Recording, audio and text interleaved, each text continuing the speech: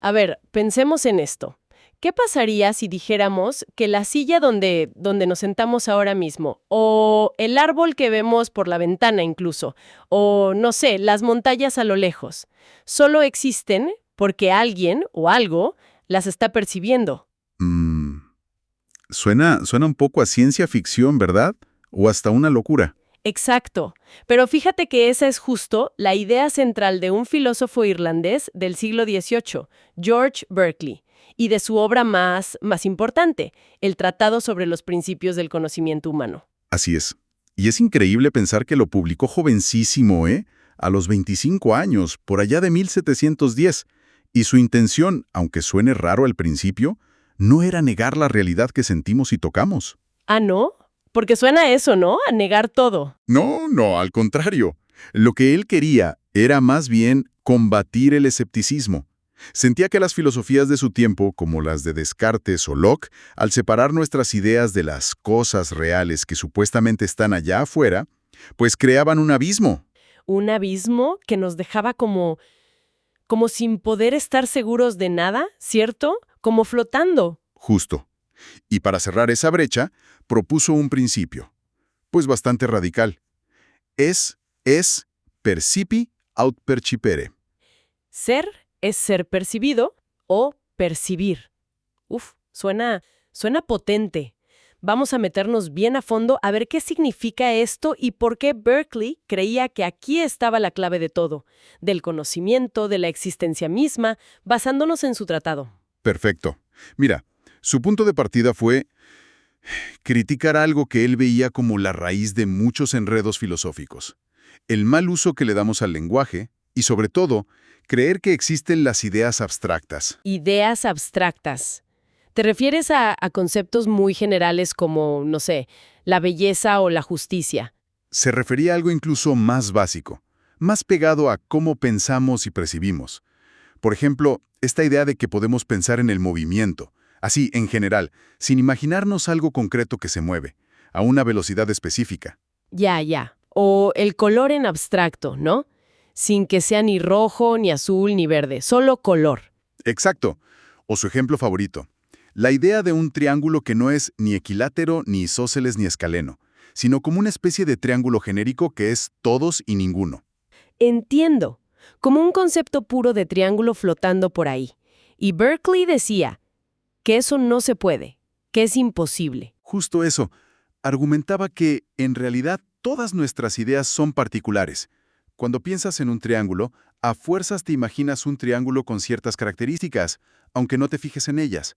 No podemos formar en la mente esa idea abstracta, general, que supuestamente engloba a todos los triángulos. Pero, a ver, si eso es así, ¿cómo funciona entonces el lenguaje? O las matemáticas. ¿Hablamos de triángulos en general o de humanos en general? Si no tenemos una idea abstracta que los represente a todos, ¿cómo la hacemos? Ah, aquí viene lo interesante de su propuesta.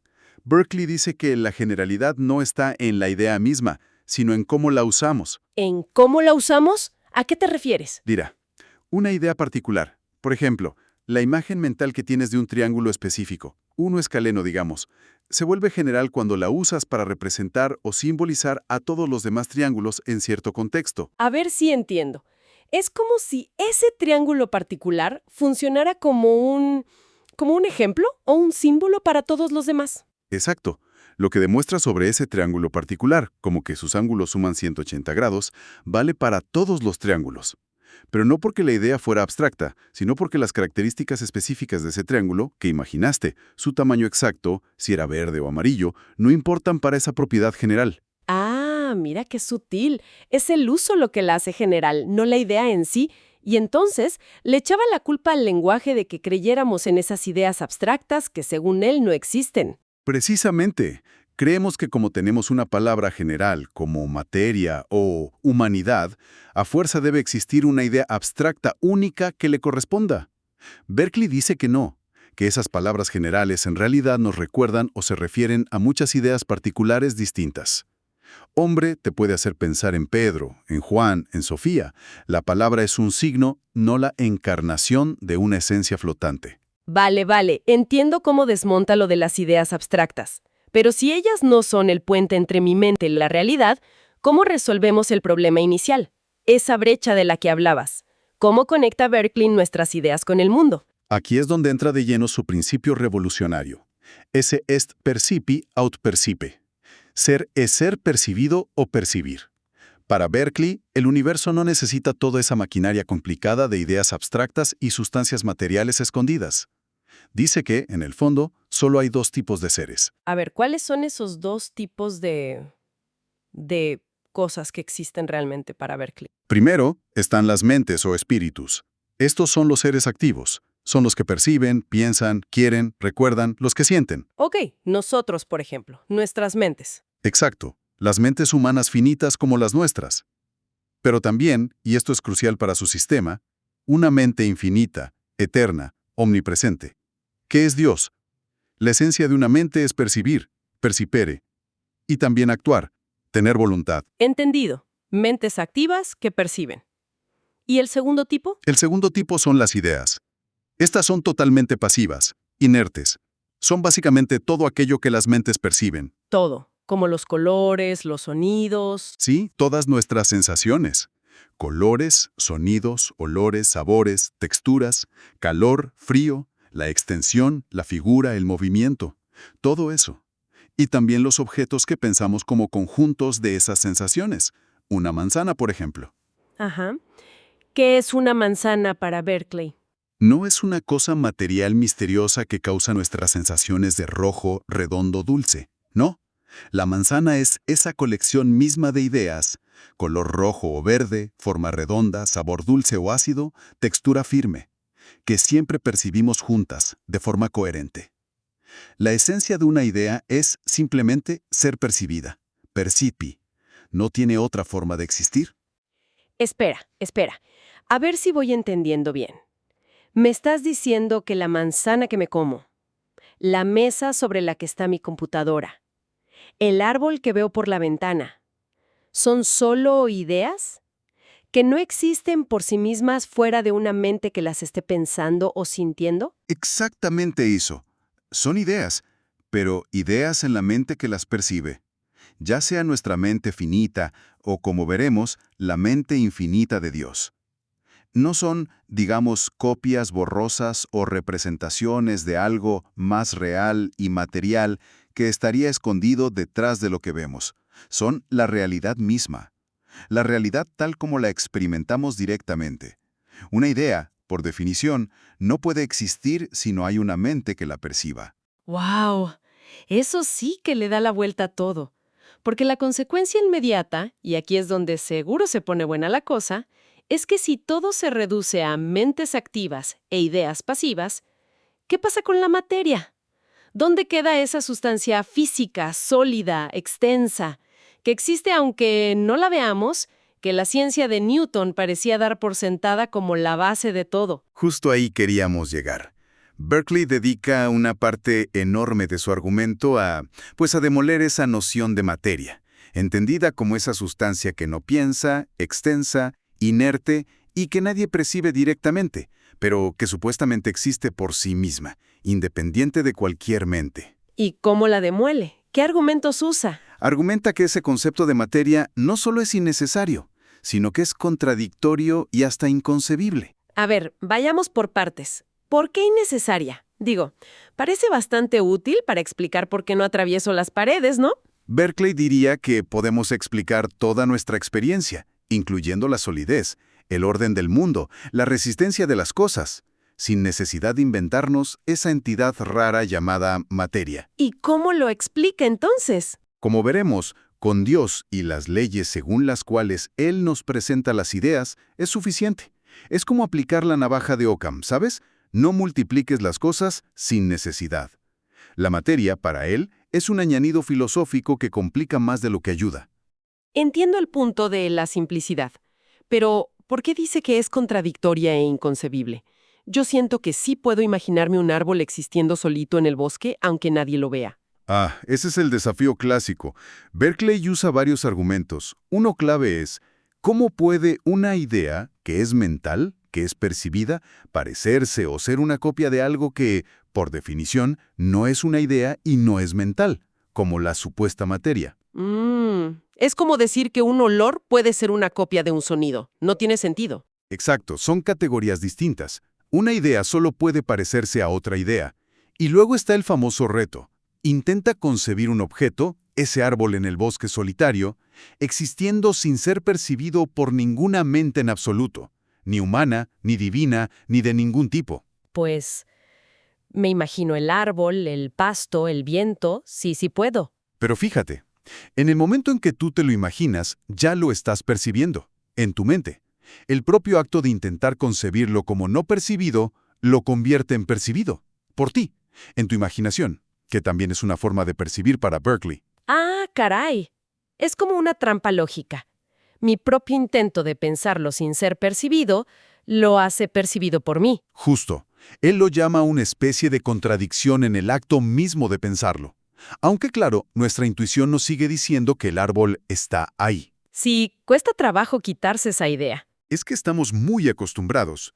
Pero Berkeley añade otro punto. Creer en la materia nos lleva derechito al escepticismo, que él quería evitar. Si existiera esa materia fuera de nuestras mentes, ¿cómo podríamos saber si nuestras ideas, que son lo único a lo que tenemos acceso, se parecen de verdad a esa materia? Nunca podríamos salir de nuestra mente para comparar la idea con la cosa en sí. Claro, estaríamos siempre dudando si lo que vemos es real o una especie de película mental. Exacto.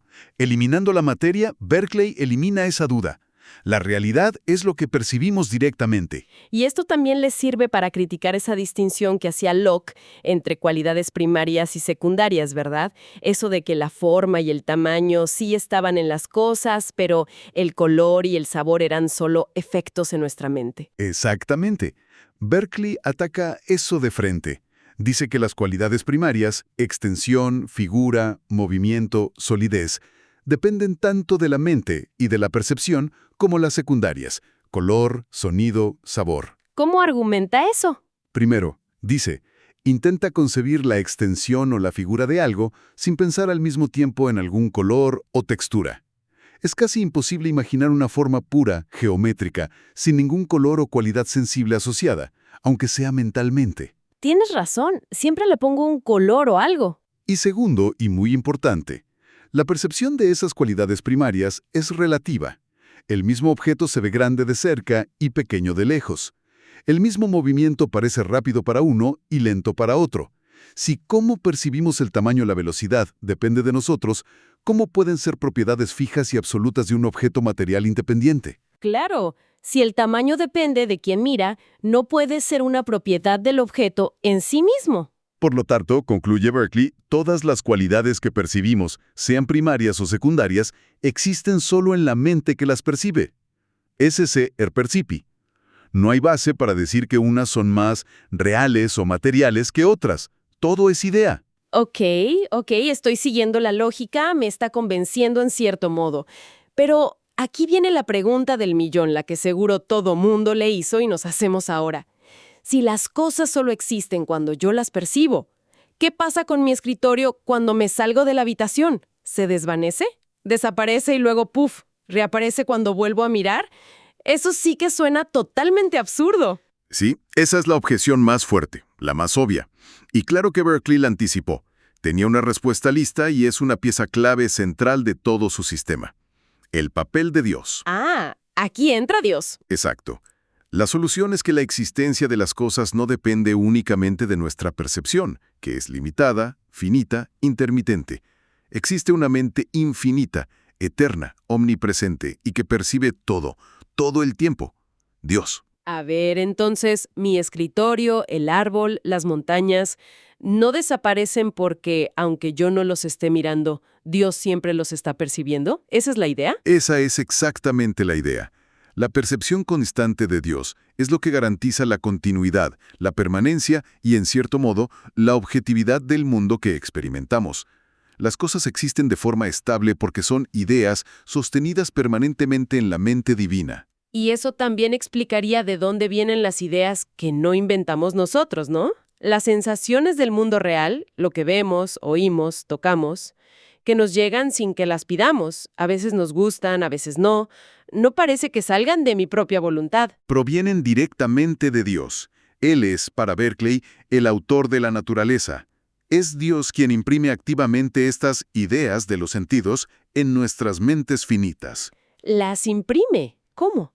Lo hace de una manera increíblemente ordenada, regular, coherente. Sigue unas reglas fijas y constantes que nosotros, poco a poco, con la observación y la ciencia, vamos descubriendo. Esas son las que llamamos leyes de la naturaleza. O sea que las leyes de la física, por ejemplo, no son para Berkeley descripciones de cómo funciona una maquinaria material invisible, sino las reglas como la gramática con la que Dios escribe la realidad en nuestras mentes. Es una muy buena analogía, ¿sí? Aprender ciencia es como aprender la gramática divina. Nos permite entender el orden del mundo, predecir qué ideas vamos a percibir después. Si suelto esta pluma, percibiré la idea de que cae, y por lo tanto, actuar en el mundo. Y claro, para él esto sería una prueba de Dios. Una prueba constante y directa. Este orden maravilloso, esta regularidad de la naturaleza, no puede ser producto del azar o de fuerzas ciegas, según él. Es una demostración continua de la existencia, el poder, la sabiduría y hasta la bondad de Dios. Y por eso su sistema es también una refutación del ateísmo y del materialismo. Entiendo. Aún con estas explicaciones tan elaboradas, me imagino que le llovieron críticas. La gente seguro le decía, muy bonito su sistema, señor Berkeley, pero si todo son ideas en la mente, entonces nada es real. Todo es una ilusión, un sueño. Esa es como la crítica más de sentido común, ¿no? Sin duda es la acusación que más se le hizo y se le sigue haciendo, que convierte el mundo en una fantasía. Pero Berkeley se defendió mucho de eso. Insistió una y otra vez en que él no negaba la realidad de las cosas que vemos, tocamos, comemos. Lo que hacía era redefinir qué son esas cosas. ¿Y cómo las distinguía de una simple ilusión o un sueño? Hizo una distinción muy clara entre las cosas reales y las ideas de la imaginación o quimeras. ¿Y cuál es la diferencia clave? Las cosas reales son las ideas que Dios imprime en nuestros sentidos. Estas ideas son mucho más fuertes, más vivas, claras, distintas y, lo más importante, forman parte de una secuencia coherente, ordenada, que sigue patrones regulares, las leyes naturales, y que no dependen de nuestra voluntad. Tú no decides ver la mesa o no verla si tienes los ojos abiertos. Ya. ¿Y las de la imaginación? Esas son las que creamos nosotros mismos con nuestra mente. Los sueños, los recuerdos vagos, las fantasías, son más débiles, borrosas, inconstantes, y no encajan forzosamente en ese orden externo y necesario de las ideas de los sentidos. Así que la mesa sigue siendo real y sólida, pero su realidad y solidez consiste en ser una colección coherente de ideas percibidas, por nosotros, por Dios, no una sustancia material escondida debajo. Vale, distingue entre ideas reales de Dios e ideas imaginarias nuestras. Pero aún así, seguro le echaron en cara eso de, entonces comemos y bebemos ideas, nos vestimos con ideas. Suena raro, la verdad. Sí. Él mismo responde a esa burla. Dice que es, en gran medida, una cuestión de acostumbrarnos a usar las palabras con más precisión filosófica.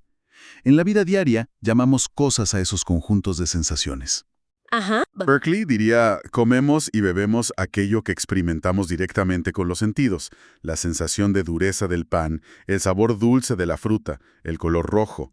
Como todas esas cualidades sensibles son, en su sistema, ideas, pues sí, hablando con rigor filosófico, comemos y bebemos ideas. Pero la experiencia de comer, de nutrirnos, el placer, el dolor, todo eso es tan real como siempre.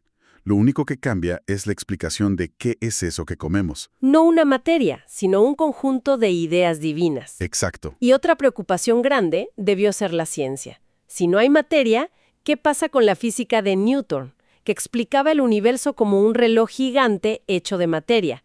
El movimiento de la Tierra alrededor del Sol. ¿Todo eso se cae? Berkeley defendió con mucha pasión que su sistema no solo no destruía la ciencia, sino que le daba una base más firme y lógica. Decía que la ciencia no necesita para nada esa hipótesis de una materia que nadie puede conocer directamente. Entonces, ¿qué hace la ciencia según él? Lo que realmente hace es estudiar las regularidades, los patrones, las correlaciones que observamos en cómo se suceden nuestras ideas, nuestros fenómenos. Descubre las leyes de la naturaleza, que para Berkeley son, como dijimos, las reglas que Dios sigue al presentarnos las ideas. Entonces, decir que la Tierra se mueve alrededor del Sol, ¿qué significa para Berkeley? No significa que una bola de materia llamada Tierra gire alrededor de otra bola de materia llamada Sol en un espacio vacío absoluto. Significa que las ideas o percepciones que tenemos, las posiciones que vemos de los planetas, las estrellas, las estaciones del año, se explican de la manera más sencilla y coherente si usamos un modelo matemático donde la Tierra se mueve respecto al Sol siguiendo ciertas leyes, las de Kepler, las de Newton. O sea, la ciencia es como un lenguaje súper útil para predecir qué ideas vamos a percibir. Exacto. Un lenguaje potentísimo que describe el orden admirable con el que Dios nos habla a través de la naturaleza, pero no necesita postular una cosa material detrás de esas ideas ordenadas. El movimiento, el espacio, el tiempo son relativos a cómo los percibimos. No son cosas absolutas que existen por sí mismas. A pesar de todas estas defensas tan detalladas, parece que a Berkeley lo malinterpretaron muchísimo en su tiempo, ¿no? Él quería ser el gran defensor contra el escepticismo y el ateísmo y acabó acusado justo de ser un escéptico radical, un idealista extremo, casi como si dijera que solo existe su propia mente. Sí, la verdad es que la recepción inicial fue bastante hostil en muchos lugares. Sus ideas eran, y bueno, siguen siendo muy contraintuitivas. Chocan de frente con nuestro sentido común, que está súper impregnado de la idea de un mundo material allá afuera, sólido, independiente de nosotros. Claro, es como lo primero que pensamos. Y también desafiaban ideas filosóficas que llevaban siglos. Berkeley sabía que esto pasaría, ¿eh? Pidió muchas veces que leyeran su obra completa, con calma, con mente abierta, antes de juzgarla. Pero es que la fuerza del hábito mental, la dificultad de quitarnos de la cabeza la noción de materia, es enorme. Estamos como programados para pensar que hay algo físico ahí fuera. Entonces, haciendo un balance, ¿qué nos deja Berkeley y su tratado? Pues nos deja una visión del universo completamente diferente, radical. Un cosmos donde solo hay mentes activas que perciben, nosotros y sobre todo Dios, y un montón de ideas pasivas que son percibidas, que es todo lo que experimentamos. Y toda esta trama está sostenida, ordenada y hecha coherente por la percepción constante de esa mente infinita, de Dios, que es el verdadero autor de la naturaleza. Exacto. Es un intento muy audaz, y lógicamente muy bien armado, de quitar de en medio ese concepto tan problemático, y para él innecesario, de la materia. Buscaba poner nuestro conocimiento y nuestra fe sobre bases más seguras, nuestra experiencia directa y la existencia de un Dios que ordena todo. Y aunque quizá hoy no todo el mundo acepte sus conclusiones finales sobre que la materia no existe para nada, o el papel tan central de Dios. Cierto, pero su filosofía nos obliga a hacer algo súper valioso, a cuestionar nuestras ideas más básicas sobre qué significa existir, sobre cuál es la verdadera naturaleza de la realidad que vivimos y sobre esa relación tan íntima y misteriosa entre nuestra mente, nuestras percepciones y el mundo que nos rodea. El desafío que nos lanzó Berkeley sigue ahí, vibrando, y nos empuja a pensar más allá de lo obvio. Y claro, después de darle vueltas a estas ideas tan vertiginosas, pues queda una pregunta ahí flotando, casi inevitable. Si la realidad que experimentamos depende tan fundamentalmente de la percepción, de que una mente la sostenga, ¿qué nos dice eso sobre la naturaleza última de nuestra propia conciencia? ¿Somos solo como pantallas donde Dios proyecta ideas? ¿O nuestra percepción tiene un papel más activo en crear la realidad? Y si la solidez del mundo es, en el fondo, la coherencia del pensamiento divino, ¿qué implica eso sobre nuestra conexión con esa mente y con todo lo demás? Sin duda, algo para seguir masticando.